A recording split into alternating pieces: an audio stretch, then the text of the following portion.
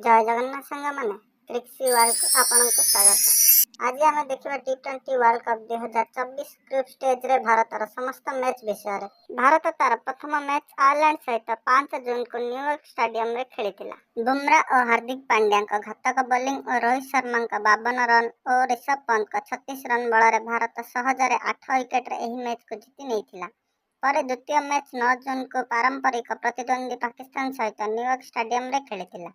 Rishabh Pant 42 run और अक्षर Patel 20 run बल भारत पाकिस्तान को 120 रन टार्गेट देथिला, जहाँ को भारतर बोलिंग अटैक डिफेंड कर भारत को 6 रन रे विजयी कराइथिले। पर तृतीय मैच 12 जून को यूएसए सहित न्यूयॉर्क स्टेडियम रे खेली। अर्शदीप सिंह और हार्दिक पांड्या धुआधार बोलिंग द्वारा यूएसए को 110 रे रखा सफल होते। पर बैटिंग रे प्राथमिक विपर्यय पर सूर्य कुमार यादव 50 और शिवम दुबे 31 रन बल यूएसए को 7 विकेट हराई। पर 15 जून रे कनाडा सहित मैच को वर्षा जो रद्द करा जायतिला। भारत ग्रुप स्टेज रे 7 पॉइंट सहित सुपर 8 को क्वालिफाई करिछि। 20 जून रे अफगानिस्तान को भेटिबो और पर 22 जून रे बांग्लादेश को और 24 जून रे ऑस्ट्रेलिया को भेटिबो। तेबे कौन भारत सेमीफाइनल रे तार जगह सुनिश्चित करि परिबो?